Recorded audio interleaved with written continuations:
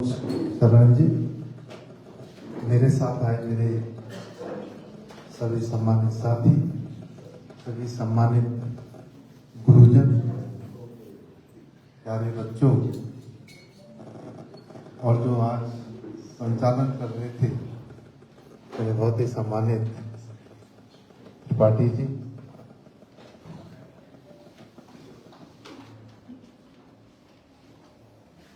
प्राचार्य महोदय जी द्वारा और त्रिपाठी जी द्वारा देहरादून आकर के मुझसे कहा गया कि मैं महाविद्यालय का जो कार्यक्रम है उसमें उपस्थिति दर्ज कराने का काम है। मैंने सहर्ष कहा कि मैं जरूर आपके महाविद्यालय में आऊंगा। ये महाविद्यालय यहाँ चक्रोता में इसलिए स्थापित किया गया, इस दुर्गम क्षेत्र में बालिकाओं को शिक्षा देने में बहुत कठिनाई का सामना करना पड़ रहा था। और मैं जानता हूं, क्योंकि मैं यहीं का रहने वाला हूं, कि कोई भी अभिभावक अपनी बालिका को अकेले देहरादून नहीं भेजना चाहता। इसलिए इस महाविद्यालय की स्थापना हुई और इस महाविद्यालय ने जो मुकाम हासिल किया है उसके लिए मैं तमाम जो हमारे छात्र हैं, छात्राएं हैं, उनको और तमाम गुरुजनों को बधाई देना चाहता हूं कि आपने इस विद्यालय को आगे बढ़ाने में अपना भरपूर सहयोग देने का काम किया। और एक बात जरूर आपने कही, इस विद्यालय में छात्रों की कमी है। और जब मैंने इस डिग्री कॉलेज खोलने का निर्णय लिया था, तब मैं समझता था कि चक्रोता क्षेत्र के आसपास के जितने भी छात्र हैं वो निश्चित रूप से इस महाविद्यालय में प्रवेश लेंगे और शिक्षा ग्रहण करने का काम करेंगे। लेकिन आज छात्र लगातार जो है देहरादून की ओर पलायन करने का काम कर रहे हैं। बालिकाएं भी वो यहाँ पर हैं जो संभवतः अकेले देहरादून या विकास नगर में शिक्षा ग्रहण नहीं कर पा रही। आपको हमको ये देखना होगा कि अगर हम इस महाविद्यालय को आगे बढ़ाना चाहते हैं, ये महाविद्यालय लगातार नई ऊंचाइयां छूने का काम करे, तो आपकी और हमारी नैतिक जिम्मेदारी बनती है कि हम इस महाविद्यालय में अधिक से अधिक छात्रों को प्रवेश दिलाने का काम करें। मैं आज इस कार्यक्रम में आया तो बहुत कम लोगों को सूचना मिल पाई कि मैं यहाँ पर आ रहा हूँ। यदि सबको सूचना मिल जाती तो शायद संभवतः आपका ये हॉल भी छोटा पड़ता, और जो बाद में आज जो चंद हमारे अभिभावक यहाँ पर हैं उनसे कह रहा हूँ, ये संदेश और लोगों तक भी जाता तो शायद हमको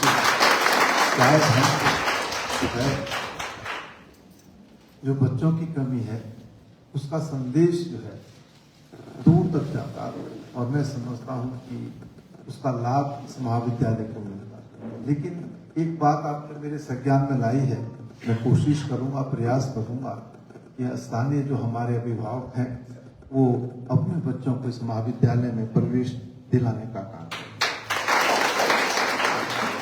इस महाविद्यालय में छात्रावास की भी व्यवस्था की गई, और छात्रावास की व्यवस्था करने का उद्देश्य था कि जो बच्चे दूर से आते हैं और अप डाउन नहीं कर पाते हैं, उनको इस छात्रावास का लाभ मिले। और जब मैंने देखा इस महाविद्यालय में छात्रों की संख्या अधिक है, तो मैंने जो उच्च शिक्षा मंत्री हैं उनसे कहा था कि जो चक्रोता में छात्रावास है उस छात्रावास को जो है हमारी छात्राओं के लिए उपलब्ध कराने का काम करें। मुझे प्राचार्य महोदय ने अवगत कराया, इस दिशा में उन्होंने प्रयास किया, लेकिन कोई भी छात्रा इस छात्रावास में शायद संभवतः रहना नहीं चाहती है। हमारा जो लक्ष्य था, जो उद्देश्य था, वो ये था कि ये चक्रोता, जिस चक्रोता को आज आप खास तौर से अपने जो छात्र और छात्राएं हैं उनसे कहना चाहता हूं, ये चक्रोता जो आज की तारीख में आप देख रहे हैं, ये चक्रोता ऐसा नहीं है।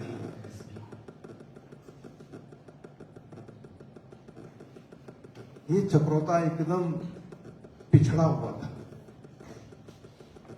और बाबा साहब भीमराव अम्बेडकर जी ने देश के संविधान को रचने का काम किया और जब देश का संविधान बना और उस संविधान में ये व्यवस्थाएं की गई कि जो व्यक्ति पंक्ति में सबसे पीछे खड़ा है, उस व्यक्ति को देश और प्रदेश की मुख्य धारा से जोड़ने की आवश्यकता है।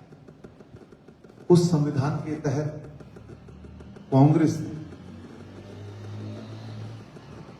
इस देश के अंदर आरक्षण की व्यवस्था की।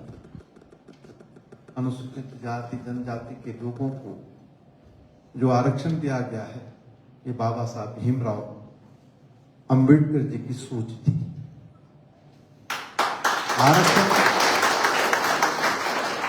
और ये कांग्रेस उस समय थी, उन्होंने आरक्षण देने का काम किया। और जॉन साहब और के परिप्रेक्ष्य में मैं जरूर कहना चाहता हूं, इस आरक्षण में स्वर्गीय गुलाब सिंह जो मेरे पिता भी हैं, उन्होंने इस क्षेत्र को 1967 में जनजाति का दर्जा दिलाने का काम। अब 1967 में जब हमको जनजाति का दर्जा मिला, उस वक्त जॉन सारबॉल की स्थिति बहुत विषम थी, बहुत ही दुर्गम थी। जब हमको आरक्षण मिला तो आज हम जिस मुकाम पर खड़े हैं, इस मुकाम पर खड़े होने का सौभाग्य हमको आरक्षण की वजह से। मैं इसलिए अपने प्यारे बच्चों से कहना चाहता हूं कि जॉन साहब और में एक सड़क हुआ करती थी जो कालसी से चलती थी और चक्रों तक, और कोई विकास इस क्षेत्र में नहीं। सड़कें बनी, बहुत सारे काम भी हुए, लेकिन हमारी भौगोलिक परिस्थितियां ऐसी थी कि यहां पर जितना भी हम विकास करें वो कम दिखाई देता है। और इसीलिए ये सोच जो है मेरे स्वर्गीय पिता गुलाब सिंह जी के दिल और दिमाग में आई कि अगर हमको जनजाति का दर्जा मिल जाएगा तो निश्चित रूप से हम विकास की राह में आगे बढ़ने का काम करेंगे। हम भी देश के साथ कदम ताल करते हुए आगे बढ़ने का काम करेंगे। और आज जॉन सारबॉल जिस मुकाम पर खड़ा है, उस जॉन सारबॉल की आधारशिला रखने का काम कांग्रेस ने और स्वर्गीय गुलाब सिंह जी कर रहे हैं। और मुझे ये कहते हुए भी बड़ा हर्ष होता है। अभी प्राचार्य जी कह रहे थे स्वर्गीय गुलाब सिंह, वो 52 में जब चुनाव लड़े, वो 52 में जब उन्होंने चुनाव लड़ा तो ऋषिकेश में जो है स्वर्गीय शांति प्रफुल्ल शर्मा जी, भरत मंदिर वाले, उनके खिलाफ उन्होंने चुनाव लड़ा था। वो कांग्रेस से लड़ रहे थे, मेरे पिताजी निर्दलीय चुनाव लड़ रहे थे। अब आप अंदाजा लगा सकते हैं कि कितना बड़ा विधानसभा क्षेत्र है। लेकिन चक्रोता के लोगों को ये दृढ़ इच्छा थी कि इस क्षेत्र का कोई व्यक्ति विधानसभा में जाए और इस क्षेत्र की विकास की गाथा लिखने का काम। वो पराजित हुए। आपने जो जिक्र किया, क्योंकि डीएवी कॉलेज में पढ़ते थे, डीएवी कॉलेज में पढ़ते पढ़ते उनको चुनाव लड़ने का फरमान जॉन सारबॉल के लोगों ने दिया। जॉन सारबॉल के लोगों ने कहा कि आप चुनाव मैदान में उतरने का काम करें। मेरे स्वर्गीय दादाजी थे, उनसे सब लोगों ने कहा वो लड़े, चुनाव हार गए, लेकिन चक्रोता के लोगों ने हिम्मत नहीं हारी। उनके दिल में ये दृढ़ प्रतिज्ञा थी कि यहां का व्यक्ति विधानसभा में होना चाहिए। फिर उन्होंने 1957 में निर्दलीय प्रत्याशी के रूप में जो है चुनाव लड़ने का, और उस समय विधानसभा मसूरी के नाम से वो जीते, और जीतने के बाद इस देश के प्रथम प्रधानमंत्री पंडित जवाहरलाल नेहरू जी और उनके साथ इंदिरा गांधी जी 1958 में चक्रोता में आए। उसके बाद मेरे पिताजी ने कांग्रेस में प्रवेश करने का कहा। मैं इसलिए सब मां बातें कह रहा हूं कि आप हमारे जो छात्र छात्राएं हैं, शायद उन्हें अतीत का पता नहीं, तो अतीत आपके सामने होगा, वर्तमान आपके सामने होगा, तो भविष्य को आप संरक्षित भी कर सकते हैं, सुरक्षित भी। तो ये सौभाग्य भी उनको मिला कि लंबे समय तक विधायक रहे, मंत्री रहे, और जब चक्रोता विधानसभा अलग हुआ तो उनको ये सौभाग्य भी प्राप्त हुआ कि वो निर्विरोध उत्तर प्रदेश में विधायक चुने। तो ये अतीत हमारा था, लेकिन इसमें धीरे धीरे बदलाव आया। यहां से आपने बीच में अन्य लोगों को भी मौका दिया, उन्होंने भी पूरी कोशिश की, प्रयास किया कि हम जौन साहब को विकास के रास्ते में आगे ले जाने का। उसके बाद आप लोगों ने मुझे ये दायित्व दिया कि मैं चक्रोता का प्रतिनिधित्व करने का काम करूं, और इस क्षेत्र को आगे ले जाने की जिम्मेदारी आपने मेरे कंधों पर डाली, और मैंने प्रयास किया, कोशिश की कि हम विकास के रास्ते में तेजी के साथ आगे बढ़ने का काम करें। मैं अभी प्राचार्य महोदय से कह रहा था, ये जो चक्रोता आज आप देख रहे हैं, यहाँ पर्यटक बड़ी संख्या में आ रहा है। हमारी हालत ये थी, हमारी स्थिति ये थी, यहाँ पर 2-2 इस्टेब्लिशमेंट है, वो सुरक्षा की दृष्टि से बहुत महत्वपूर्ण संस्थान है। इसलिए यहाँ पर गेट सिस्टम होता था। चक्रोता से गाड़ी चलती थी, कालसी से गाड़ी चलती थी, फिर सैया में जो है हम क्रॉस करते थे। गेट सिस्टम था। यहां पर जो सड़क थी चक्रोता और कालसी की, ये भी 2-2 इस्टेब्लिशमेंट के पास थी। अब हमने कहा कि हम कैसे आगे बढ़े, तो हमने सबसे पहले यहाँ पर गेट प्रणाली को समाप्त करने का काम किया, और जब गेट प्रणाली समाप्त हुई, उसके बाद हमने चक्रोता कालसी का जो मोटर मार्ग था, ये लोक निर्माण विभाग यानी राज्य सरकार को हस्तांतरित कराने का काम, और जब ये राज्य सरकार को हस्तांतरित हुआ, ये सिंगल रोड थी। यहाँ पर चलते हुए डर लगता था कि कहीं ऊपर से गाड़ी आएगी तो कहीं एक्सीडेंट ना हो जाए। हमने स्थिति को देखा, आज आपके सामने मोटर मार्ग है, और जितने भी चक्रोता मुख्य जो मोटर मार्ग है, जो चक्रोता में आते हैं, उन तमाम मोटर मार्गों का सुदृढ़ीकरण करने का, और जब उसका सुदृढ़ीकरण हुआ तो फिर हम विकास के रास्ते में तेजी के साथ आगे बढ़ने लगे। यहाँ एक तहसील होती थी जो 6 महीने चक्रोता रहती थी, 6 महीने कालसी रहती थी। हमने कहा इसमें परिवर्तन होना चाहिए। हमने कालसी में अलग तहसील स्थापित की, चक्रोता में अलग तहसील स्थापित की, और त्यूनी के अंदर अलग तहसील स्थापित की। कोई यहाँ पर महाविद्यालय नहीं था। मांग तो बहुत उठी, आंदोलन भी बहुत हुई, लेकिन महाविद्यालय नहीं था। हमने त्यूनी में और चक्रोता में डिग्री कॉलेज खोलने का, इस क्षेत्र में कोई पॉलिटेक्निक नहीं था। हमने कांसी के अंदर और साहिया के अंदर पॉलिटेक्निक खोलने का था। यहां पर हमने कालसी के अंदर एकलव्य विद्यालय स्थापित करने का काम किया और त्यूनी और कोरवा के अंदर आपके सामने है जो विद्यालय चल रहे हैं, मैं नाम कस्तूरबा उसको हमने स्थापित करने का। हम विकास के रास्ते में बड़ी तेजी से आगे बढ़े, चाहे इंटर कॉलेज हो, चाहे हाई स्कूल हो, चाहे सड़क, गांव को सड़क से जोड़ने की बात, चाहे स्वास्थ्य सेवाएं, चाहे पेयजल की बात हो, चाहे सिंचाई की बात हो, हर क्षेत्र में हम तेजी के साथ हैं और जनजाति होने के नाते इसका लाभ हमको मिला। आज भी भारत सरकार से जो ग्रांट आती है एससीपी और टीएसपी जिसका हम जिक्र करते हैं, वो हमको तब उपलब्ध होती है क्योंकि हम जनजाति को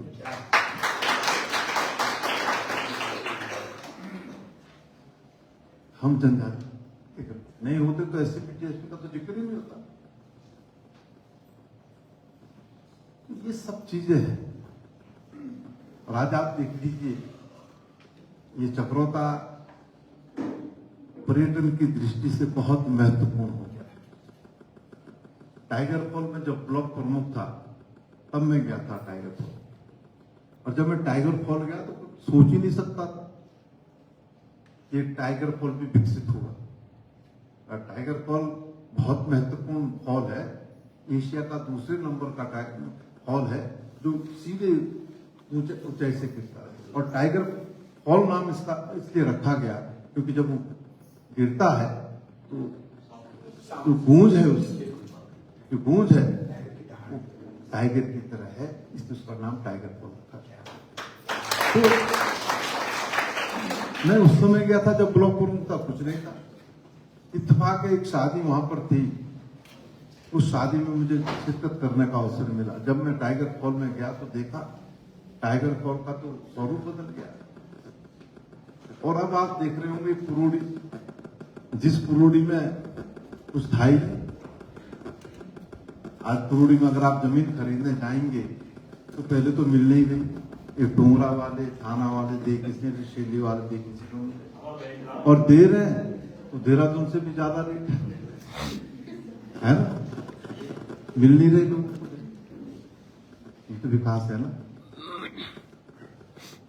आप कोटी कनासर तक चले जाए, बहुत सारे यहाँ पर दर्शनीय स्थल है। टाइगर फॉल है, लाखा मंडल है, ये जो है डांडा क्या सुना है, मोइला टॉप है, हमारा देवबन है, हमारा कड़म्बा और मुंडाली का लगा हुआ क्षेत्र है। कोटी कनासर आप जाएंगे तो अपने आप को मोटर मार्ग पे है, तो अपने आप में बहुत सुंदर स्थल है। बुधेर हमारा बहुत सुंदर स्थल है। और आज जो है जो पर्यटक है वो बड़ी तेजी के साथ जो है इस क्षेत्र में। और मैं कह सकता हूँ कि आज यहाँ के नौजवान साथियों को पर्यटन के माध्यम से बहुत रोजगार मिल रहा है, बहुत रोजगार। आज हालत ये है, आज स्थिति ये है कि हमको जनजाति का दर्जा तो मिला, लेकिन जिस तरीके से जो संस्थान पूर्व में इस देश के अंदर बनाए गए थे, उन संस्थानों का प्राइवेटाइजेशन होता जा रहा है। तब चाहे मैं वाटर सेक्टर का जिक्र करूं, चाहे मैं बीएचएल का जिक्र करूं, चाहे मैं ओएनजीसी का जिक्र करूं, चाहे मैं सब मीडिया का जिक्र करूं, आज धीरे धीरे हर संस्थान का जो है प्राइवेटाइजेशन हो रहा है। स्वाभाविक बात है हमारे आरक्षण पर उसका प्रतिकूल प्रभाव पड़ेगा, क्योंकि जब प्राइवेटाइजेशन होगा फिर तो वो तो कहेगा मुझे तो भैया जो टॉप क्लास है वो चाहिए, मुझे आरक्षित वर्ग का कोई व्यक्ति नहीं चाहिए। अगर आरक्षित वर्ग के व्यक्ति को भी वो लेगा तो उस व्यक्ति को लेगा जो टॉप क्लास है। आज सहने हमारे आरक्षण पर भी जो है प्रहार हो रहा है। इसको आपको हमको सोचना है, समझना है, इसको आपको हमको देखना है। आज आरक्षण के बारे में बहुत सारी बातें होती हैं, कि आरक्षण सुरक्षित रहना चाहिए, आरक्षण की जो लिमिट है वो लिमिट बढ़नी चाहिए, ये बात होती है। लेकिन लिमिट बढ़ा करके हम क्या करेंगे जब हमको आरक्षण नहीं मिल पाएगा। आज जातीय जनगणना भी हो रही है देश के अंदर, लेकिन जनगणना होने से बात नहीं बनती।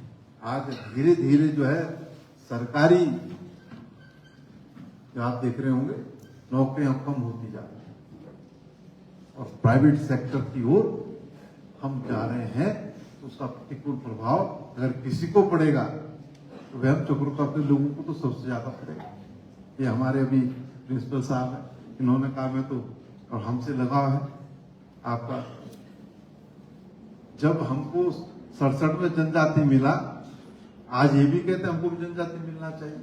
हिमाचल का जो क्षेत्र हमसे लगा हुआ है, जहाँ नाते रिश्ते हमारे हैं, रुआई जौनपुर के लोग भी कहते हैं कि हमको भी जो है जनजाति मिलनी चाहिए। लेकिन 1967 में किसी ने नहीं कहा कि हमको जनजाति मिलनी चाहिए। उस समय गुलाब सिंह जी ने कहा हमको जनजाति मिलना चाहिए। अभी आपने देखा होगा हिमाचल में हाटी समुदाय के लोग को अब जनजाति मिली, वो भी न्यायालय में है। और इस जनजाति के लिए, इस आरक्षण के लिए देश के अंदर आप देख लीजिए कितना बड़ा आंदोलन राज्यों में हो रहा है। तब चाहे मैं महाराष्ट्र का जिक्र करूं, चाहे मैं राजस्थान का जिक्र करूं, चाहे मैं अन्य समुदाय का जिक्र करूं, तो है आवाज उठ रही है आरक्षण मिलना चाहिए। कई लोगों की शहादत भी हो गई लेकिन आरक्षण नहीं मिल पाया। आपको हमको तो बिन मांगे मिल गया। हमने ना कोई आंदोलन चलाया, ना हमने कोई मांग की, बिन मांगे हमको ये हथियार मिला। और स्वाभाविक बात है, बिन मांगे कोई चीज मिलती है तो उसका मोल जो है थोड़ा कम है। जब हम संघर्ष से कोई चीज प्राप्त करते हैं तब हमको लगता है कि हमने बहुत बड़ा मुकाम हासिल कर लिया। ये तमाम चीजें हैं। मैं ये बच्चों को इसलिए कहा कि भाई आपको जॉन सार बाबू का जो अतीत है उसके बारे में भी जानकारी होनी चाहिए। क्योंकि आज तो लोग कहते हैं अरे साहब ये भी नहीं हुआ, ये भी नहीं हुआ, ये भी नहीं हुआ। ये कोई नहीं कहता कि जो हुआ ये किसने किया, ये कोई नहीं कहता, ये कोई नहीं कहता। और मैं तो आभारी हूं चक्रोता के लोगों का, तो लगातार मुझे अपना प्यार और स्नेह देते हैं। और मैं पूरी कोशिश करता हूं, मेरा पूरा प्रयास रहता है कि मैं आपके लिए हर समय उपलब्ध रहूं, मैं आपके विकास के लिए संघर्ष करूं, ये मेरा प्रयास है। सरकार में रहे तो आपने देखा होगा कि चक्रोता की आवाज सरकार में जो है बड़ी तन्मयता के साथ सुनी जाती है। और मुझे ये कहते हुए ये फक्र होता है कि सरकार में रहते हुए हमने जिस चीज को भी कहा उस चीज को हमने हासिल करने का कहा। और आज हम विपक्ष में हैं और मैंने विपक्ष में रहते हुए चक्रोता की आवाज को कम नहीं होने दिया, मध्यम नहीं होने दिया। चक्रोता की आवाज विधानसभा में भी और विधानसभा के बाहर भी लोग सुनने का काम। सरकार जब हम अपनी बात कहते हैं सदन के अंदर तो सरकार उसको सुनती है और तदनुसार आचरण करनी चाहिए। ये मेरा भी सौभाग्य है, मेरा सौभाग्य इसलिए है कि आप लोगों ने अपना प्यार स्नेह मुझे दिया। और आज प्रीतम सिंह हमारी एक विधानसभा भी एक ही विधानसभा ना, हम ना गढ़वाल ना कुमाऊं में एक विधानसभा, लेकिन आप में इतनी ताकत है, आप में इतनी ताकत है कि आपकी वजह से प्रीतम सिंह आज जहां खड़ा है उसमें आपका महत्वपूर्ण योगदान है और आपके इस योगदान को मैं कभी भुला नहीं सकता। और आपसे एक वादा करता हूं, राजनीति तो एक ऐसी चीज है, जब तक हम में ताकत है हम करते रहेंगे, लेकिन उसके बाद भी मेरी कोशिश होगी, मेरा प्रयास होगा कि मैं आपके लिए सदैव सदैव जो है संघर्ष करता रहूं। मैं पुनः प्राचार्य जी का, तमाम गुरुजनों का आभार व्यक्त करता हूं, धन्यवाद देता हूं कि आपने मुझे यहाँ पर आमंत्रित किया और मुझे अपनी बात अपने छात्र और छात्राओं से कहने का अवसर प्राप्त हुआ है। निश्चित रूप से आप इस पर चिंतन करेंगे, मनन करेंगे, ये ऐसा मेरा विश्वास है। प्राचार्य महोदय जी ने मुझे एक मांग पत्र दिया है, तो मैंने कहा इस बात 2 हिस्सों में बांटने का काम करें। एक हिस्सा, जिस हिस्से को मैं विधायक नीति के माध्यम से पूरा कर सकता हूं, दूसरा हिस्सा जो सरकार के स्तर पर पूरा होना है उसको कराने का हम काम करेंगे, ये विश्वास है। मैं आपको बुलाना चाहता हूं। और अभी हमारे प्रिंसिपल साहब ने इंटर कॉलेज का जिक्र किया, मेरे संज्ञान में नहीं है, अगर आप मेरे संज्ञान में लाते, और ये जिम्मेदारी निश्चित रूप से मैं कहना चाहता हूँ, यहाँ के स्थानीय लोगों की भी गलती है कि आपके यहाँ इंटर कॉलेज में क्या कमी है, क्या होना है। आप कहते तो निश्चित रूप से अब तक हो जाता। 10 साल तो मैं भी सरकार में रहा, मंत्री के रूप में काम करता रहा। आप कहते तो हम उसमें जरूर करते, लेकिन कोई बात नहीं, आपने मेरे संज्ञान में लाई है। आप लिखित दें या ना दें, मैं कोशिश करूंगा कि जो आपका उच्चतर माध्यमिक विद्यालय है उसकी सूरत बदले, उस दिशा में हम काम करेंगे। इन्हीं शब्दों के साथ आप सबका आभार व्यक्त करते हुए, आप सबको धन्यवाद देते हुए अपनी बात विराम करता हूँ। जय हिंद, जय भारत, जय भारत।